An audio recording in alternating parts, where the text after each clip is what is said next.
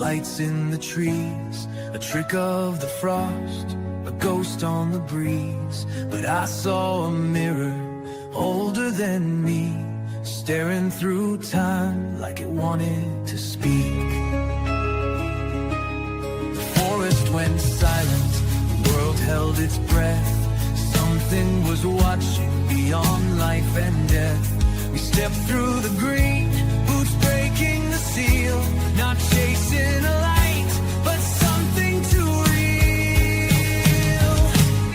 I came back with salt on my skin, my mind split wide where the storm got in. They call it a test, but I know the deal. History blinks beneath the green veil.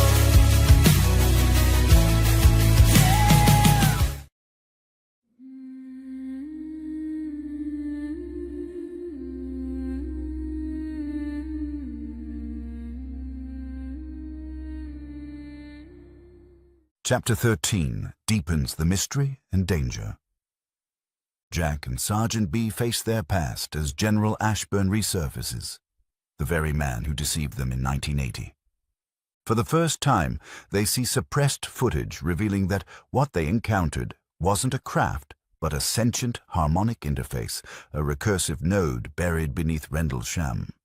The truth, they were manipulated, their memories erased, and Jack's resonance exploited to keep the feedback loop open. The stakes intensify as new discoveries emerge.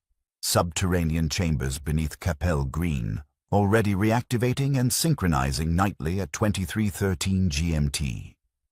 Globally, rival powers begin intercepting the resonance, attempting to tune into the convergence for themselves. Breaches are detected, Russia and China prepare their own bunkers, and strange global phenomena ripple outward. Babies speaking the word echo, unexplainable church bells, repeating signals in background radiation, and shared dreams of Capel Green. The world is awakening to the signal. Chapter 13 sets the stage for open confrontation, not just between nations, but between humanity and the phenomenon itself. The convergence is no longer hidden. It is spreading, and time is running out.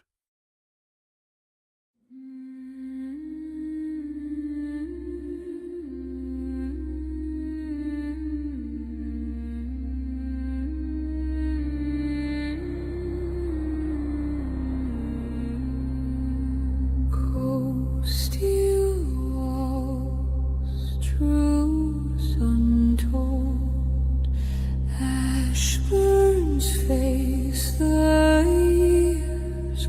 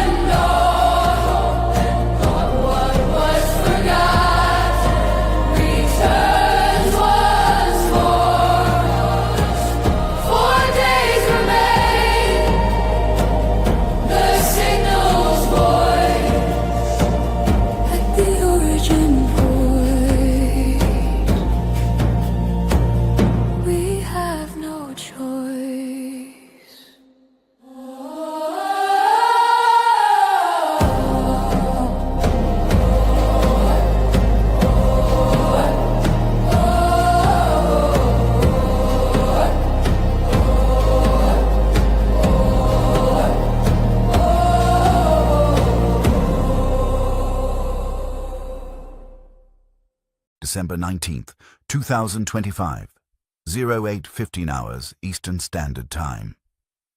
Raven Rock, secure debriefing chamber. 3A. The room was cold and windowless, bare steel walls, a single screen, and 2 chairs bolted to the floor. It was the kind of room designed for truths too dangerous to echo. Jack Barrett and Sergeant Adrian B. sat across from each other, the silence between them filled with shared memory and unspoken trauma. The door hissed open. Dr. Elias Voss and CIA analyst Christopher Hunter Green entered, followed by a third figure neither Jack nor B had seen in years. General Malcolm Ashburn, the man who had debriefed them in 1980, the man who swore it was just lights in the woods, the man who, as it turned out, had been running an unauthorized program under the guise of Air Force intelligence. He looked older, haunted. Jack didn't stand.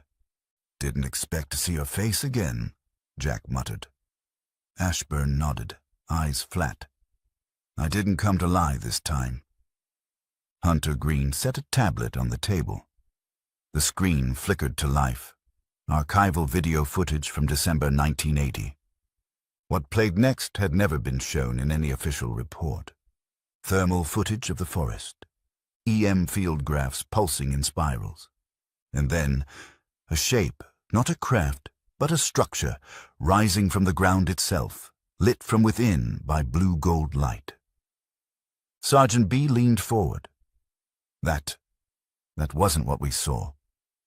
"No," Voss said. "That's what you were allowed to remember." Ashburn took a breath. The object in the woods wasn't a craft. It was a sentient harmonic interface, a recursive node, possibly placed here long before civilization. The incident wasn't an accident. It was scheduled. You were drawn in because Jack's biological profile resonated with the field, and Adrian, you were placed there to observe how proximity affected memory integrity. Jack's voice was hollow. "You used us." Ashburn didn't deny it. "We didn't understand what we were dealing with. We still don't, but what we learned is that the object wasn't from somewhere else. It was from somewhen. It was designed to respond not to authority or intellect, but to frequency. You, Jack, created a feedback loop, and it's still open." Sergeant B's knuckles whitened. "You wiped our memories." Hunter Green nodded. "We had no choice." The radiation signature you both absorbed was non-ionizing, but neurologically recursive. You were reliving moments out of sequence, seeing things that hadn't happened yet. Jack, you wrote Leo's future before he was even conceived. The room went still. Voss stepped forward and projected a hologram, a map of Capel Green overlaid with new construction zones. "We've uncovered what we believe to be subterranean chambers beneath the original landing site. Not natural, not modern. They appear to react to Jack's presence." "And they've started reactivating," Hunter Green added. "Since you re-engaged with the signal, they've been pulsing every night, at precisely 23:13 GMT. Jack leaned back. Christmas Eve. Ashburn placed a sealed folder on the table. "Inside is everything that was kept from you, documents, medical scans, intercepts from 1981, even communications from Project Moondial and Operation I-Phase. Read it, because when you return to Rendlesham, you won't be walking into a forest. You'll be walking into the origin point." December 19th, 2025, 1300 hours Eastern Standard Time. Raven Rock Mountain Complex, Threat Operations Center. Alarms didn't sound at Raven Rock, not the kind that echoed. Instead, the lighting changed. Subtle. Red bands around the ceiling softened to deep amber. That meant a breach attempt, not local but strategic. The kind that meant eyes were turning toward the mountain, and hands were moving. Hunter Green stood over the table, scanning telemetry feeds. "We've got 2 incursions," he said. One near Colorado, fainting drone swarms. The second, more subtle. Russian. Voss turned from the internal neural sync display. How close? Hunter Green didn't look up. Close enough that our satellite relay in Ohio blinked. He brought the screen to life. A diagram displayed a geosynchronous satellite over the East Coast. The relay had received an unauthorized quantum key handshake attempt. The point of origin was masked behind a Siberian comms network. The data stream wasn't in bytes, it was in resonant intervals. They're not trying to steal information, Hunter Green said. They're trying to hear the signal. Real-time frequency intercepts. Jack and Sergeant B entered just in time to catch the last part. Jack frowned. They're listening in on the convergence? Not just listening, Voss said darkly. They're tuning in, which means they have a copy of part of the waveform, likely from Leo's early resonance pulses. That means they're not just aware, they're preparing for their own interface. Sergeant B looked at Jack. If they tried to recreate this without understanding it, Jack finished the thought. They might break the world. Secure channel, NSC Emergency Policy Session, 14:10 hours Eastern Standard Time. President Rayner appeared on the internal SCIF comms, joined by the Secretary of Defense, the Director of National Intelligence, and 2 Joint Chiefs. His voice was calm, but edged. We've had 2 near penetrations, satellite taps and high-altitude drone decoys. China knows we're preparing for an event at Rendlesham. Russia's not far behind. The DNI leaned forward. They've activated bunkers outside Novosibirsk and Xichang. They're not sure what's coming, but they know it's not natural. The Secretary of Defense broke in. Then we tell them. We go public, early. Controlled disclosure. A global alert coordinated through the UN before Christmas Eve. But Voss appeared on a secondary secure screen. No, he said plainly. If you go public now, you trigger chaos. Markets collapse. Militaries start shadow prepping for false flag retaliation.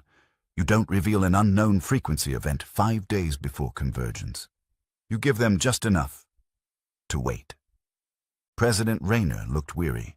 And if we lose control of the narrative, Hunter Green answered this time, then the narrative controls us, and the phenomenon might change its tone.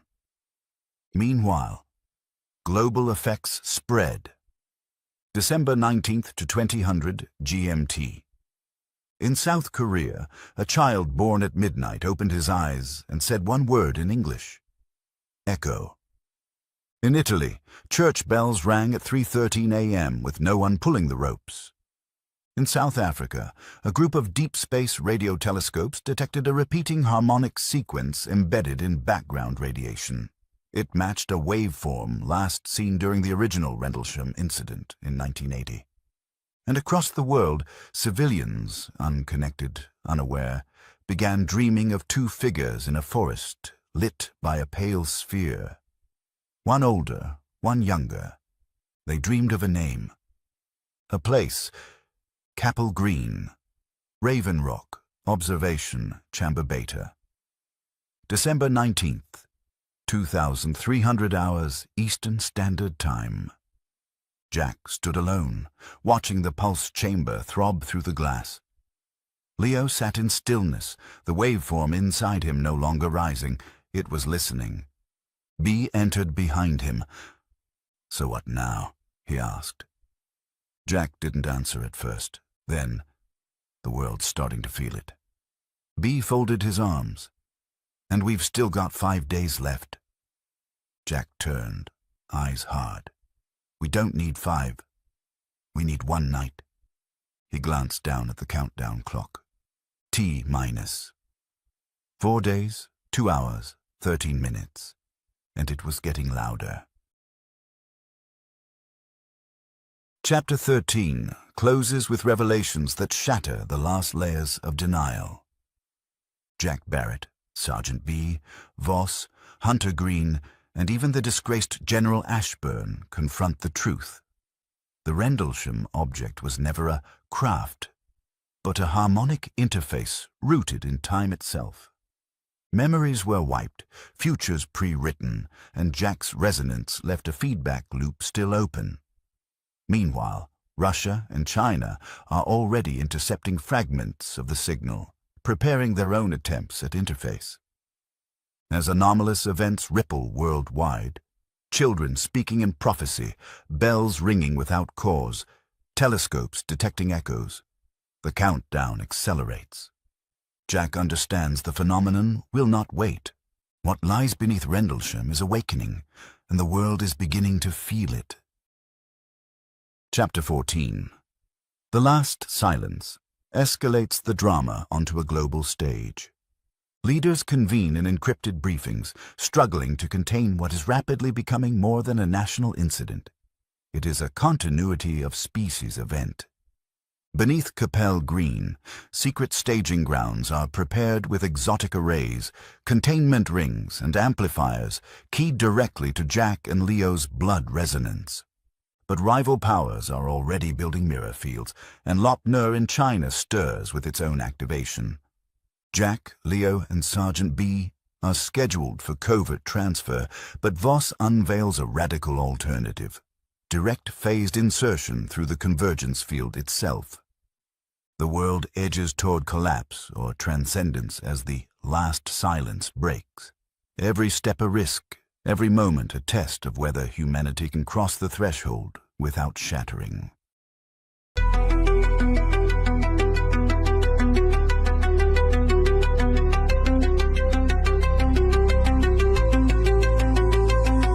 Through the silence of time, I walked alone, but the stars knew my name in undertone.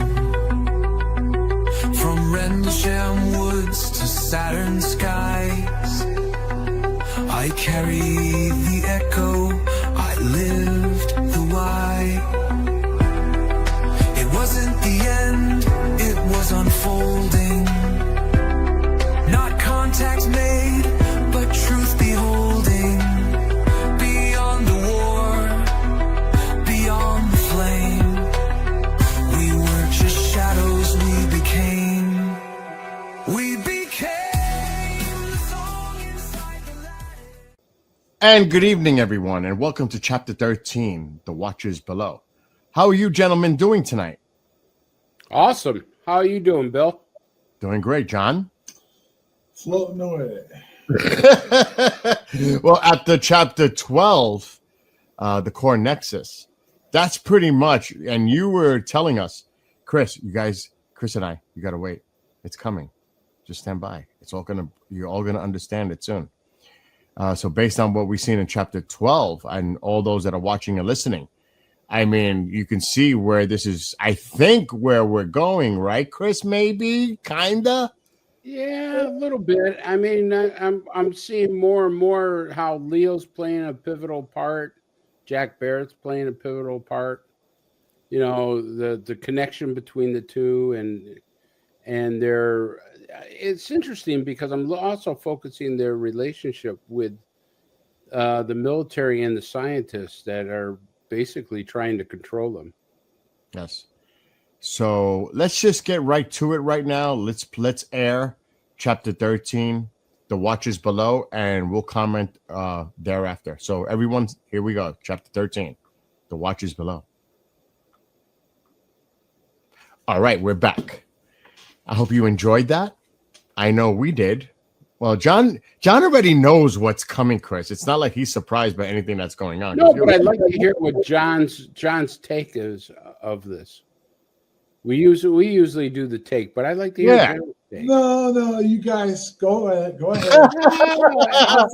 fill in the pieces as we go. Go ahead. What's your take? Well, it's interesting the role that the general plays again in this chapter, coming back, 1980 flashback. To see that the character, what was his name? Ashburn, I believe in here, Chris, General Ashburn. Yeah, I think you're right. Now, also to see how Jack and his son, their roles moving forward, and also the roles of other governments trying to decipher the signal itself. It almost looks like they're trying to get the inside, but then if they don't know, they don't truly understand what they're dealing with, it can make just matters really chaotic and catastrophic, really. I think there's a bunch of chaos to the whole thing anyways, because I think they're it's not so much that they're understanding it, it's that they're working to understand it, but in doing so, it's in some ways creating a. I look at it and see a distortion to how they want to work with it. That's my take. Another curious thing was a newborn child saying "echo." I was like, "What?" Or the satellites. The dishes here on the on the ground, picking up a signal. And you think right away interstellar. You think of this 3-eye atlas. That was the one thing I said, oh my gosh, look how this ties into that. So there was a lot of nuances there that I found like really interesting on how this could proceed forward, because obviously we still have 9 more chapters to go. Oh, absolutely. John, what's your take of all this? It's secrets. Nothing but secrets. The governments keep secrets from each other. They're individually, each government is trying to find a way to conquer each other. And then inside our government, there's secrets being kept from individuals inside the government. I mean, all you have to do is go back to the last hearings they just had. And the one guy, I forget his name now, it was a few weeks ago, but he actually came off pretty credible. And when Bolin, I think it was Bolin. Yeah, the guy that had interactions, Langley. Whatever, yeah. He came off and no one challenged his credibility. But first of all, it was a subcommittee holding the hearings, which means nothing's going to happen.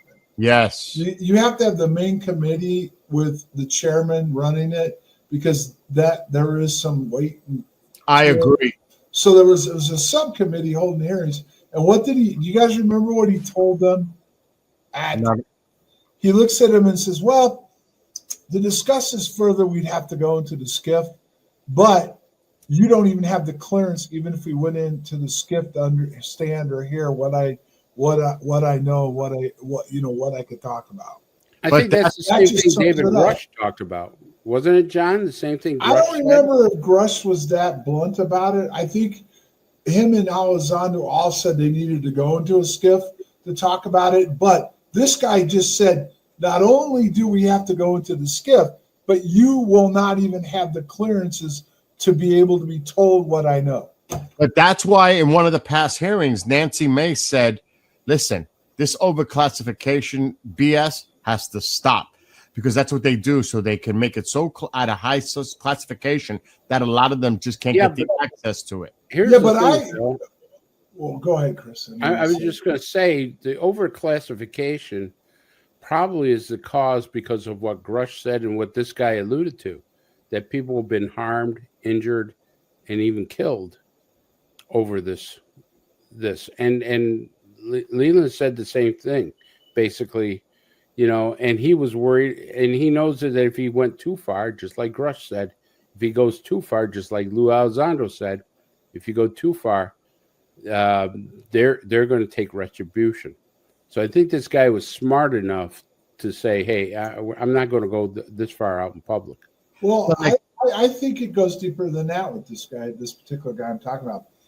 Whatever they're working on, whatever he knows, only a small amount of people should have access to this.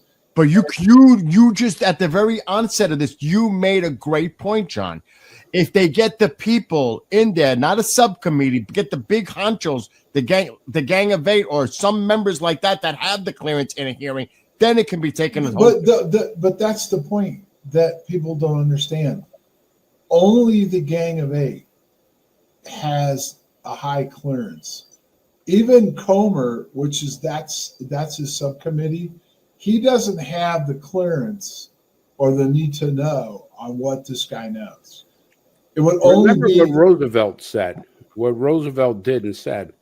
And this is kind of frightening about that, because I think when you talk about overclassification, Roosevelt was ready to send a battalion of soldiers into Area 51 because they refused to tell Roosevelt what was going on there.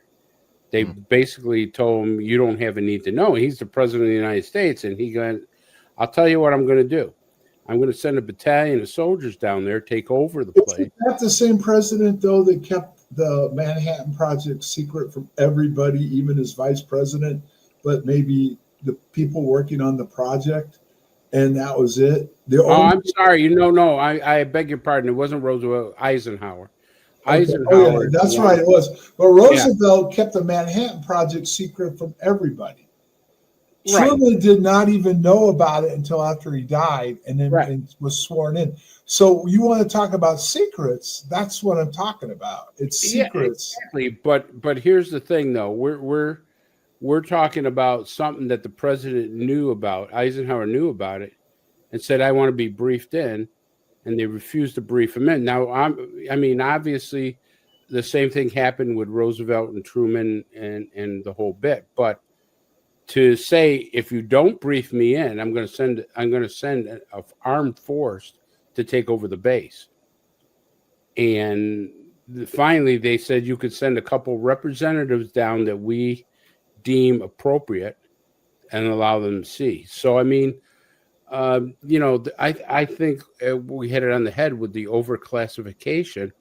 You got to let the civilian population know what's going. Well, can I argue that? Okay, let's go to the Manhattan Project. That project, no one should have known about it. I'm not saying at the end of the day it should have even been utilized, but when you're working on that type of weapon system and stuff, you don't want anybody to know about it. Now, they even misled the Russians. If you know the story, the Russians, their initial project was not going to work. They knew that. They kept the funding and the large group working on it to make the Russians think that was what was going to work. Then they divided and they took a smaller group away from that, and they worked on the real bomb. And they actually fed the Russians information from the first project, and the Russians were 5 years behind when the bomb was introduced and exploded. But here's the difference between the Manhattan Project and this project going on. I have never heard of anybody during the Manhattan Project that was murdered, intentionally murdered. But where's the proof? What do you And mean? there was actually, if you watch the movie, there were scientists that stood up against it and they disappeared. Some of the scientists that were working on the bomb actually tried to get away, and they were apprehended, and some of them disappeared. Well, Never heard from again. John, I have never heard of a scientist being murdered or disappeared. And Well, that's the point. It never became public, but there were several scientists that disappeared that tried to go get out of the project. Right. But we know publicly now, people have said that over the UFO project. But where's the proof? That's my problem with this whole thing. I got stories that I could tell that I was involved with that no one would believe, because no matter what I told them, right? But I can't totally prove it. Right, but you're having 3 or 4 high, I won't say high ranking, but high ranking government people, military people coming out and telling you, people have been murdered over this. But why would you make up a lie? I mean, I don't see Grush making up a lie. I don't. I'm not saying it isn't possible. What I'm saying is these guys keep constantly throwing bullets out there with no ammunition. And that's why there's no gunpowder, there's no proof. And until you should be able to give a name. You should be able to give a name right now and say, look at this individual here. And but they never followed up on it, John. If you look at all the questioning done by the congressman, they never followed up. You would think that one of them would turn around and say, wait a minute, stop the show right now. Who was murdered? They never asked that. Right. They never said, wait a minute, you said that people were murdered? Here's the problem I have, and we got to wrap up already. Can you believe it? I'll close it out with this. This is why I am sick and tired of the hearings, because it's all talk, no documentation, nothing to associate it with any kind of facts, evidence whatsoever. It's just a story. Unless they back it up with something that can provide some kind of evidentiary trail, names, data, documents. I don't care what it is. Give us something, because it's the same old, same old. Well, why? One other thing, I know we got to wrap it up. Why didn't these people go to the New York Times? Why didn't one of these people go and give a name? And they did it. They did it with Watergate. They did it with these other things. They did it with MK Ultra. If this is really true, go give the investigative branch of a newspaper or 60 Minutes. A lead. Give them the name, and then let them investigate it. Because if they did that, John, then they wouldn't have whistleblower status. These guys are protecting their pensions, their livelihood, and their families and everything. The whistleblower would protect them. They're saying somebody got killed, and they can prove it. They would not lose their whistleblower status. Yes, they would. John, everything has to go through. They should have lost it already then. By coming out publicly and saying somebody was killed, that means that somebody on the inside, technically the way the whistleblower program works, had to approve them to admit that somebody was killed. So if they came out and said that, then that's it. But you don't think that Grush didn't tell the Inspector General? Says, hey, everything, because Grush actually said it. He says, before I tell you everything, I got to tell it to the Inspector General. And the Inspector General has to approve of it. That's how you get the whistleblower status. No, it's not the IG that approves it. I know the system. The person that approves. No, but the person that has to approve that, Chris, is the handler. It's not the Inspector General of the VA or whatever. He approves it, John. It's not that he has to bring it. He has to approve it. The Inspector General. No, they don't. They don't. It's the agency that's involved with whatever happened. If there was somebody killed by an agency and this person worked in this agency, the handler of the project, the people that ran the project and handled it, are the ones that can or cannot approve the information we release. The IG is oblivious to it. They're never involved in it. They don't have any control over it. He has to. Lou Elizondo said the same thing. David Grush said the same thing. All these guys that come out with information have to have it approved by the Inspector General's office. The Inspector General doesn't have the evidence. They don't have the evidence. What he's going to say, the Inspector General has the word to say, you could say this and you can't. This you have to say in a go back and look it up, because they're lying. Oh, wait a minute. It's not the Inspector General. If there's no evidence to back up, even if he's to throw out a name, her hearing it from a third person or anything else, wouldn't they say, well, this is something you just can't discuss because there's no evidence to prove otherwise? Grush said, I can't talk about Roswell. The Inspector General will not allow me to talk about Roswell. He's not telling you the truth about who's hiding in the things. The Inspector General does not. Chris, I'm telling you this. I went through this. I'm telling you, John. Chris, I went through the military. I know what agency and what agencies can and can't. The Inspector General, the only job the Inspector General has is if something's not being done right inside an agency, whichever agency How do you get whistleblower status? You get whistleblower status by getting approval, by going to the Inspector General and saying they have to investigate it. They don't have the final say. How do you think these guys get their books? Don't they? They have to. No, it's not. Government agencies. They can't put out a book. The inspector, wait a minute, Chris. Lou Elizondo. I'm not. I know, but Lou Elizondo gave the agency that had to approve the book, and it wasn't the Inspector General. There is an agency inside government that every single book that you write that may have something to do with classified has the final say, but it's not the Inspector General's office. All right, Chris, I'll give you the final word because we got to wrap. I interrupted you, Chris. Say that once again. No, I'm done. All right. This could be continued on a Saturday show, but for right now, we have to wrap it up because we're short of time. And I hope everyone enjoyed Chapter 13, The Watch is Below. Stay tuned for next week, Chapter 14, Thursday, 5:30 p.m. Eastern. And we'll see everybody again live at 8. And I'm sure this will pick up again once we get to that show on Saturday. So everyone, have a great night. Enjoy the upcoming weekend, and we'll see you on Saturday. So till then, good night.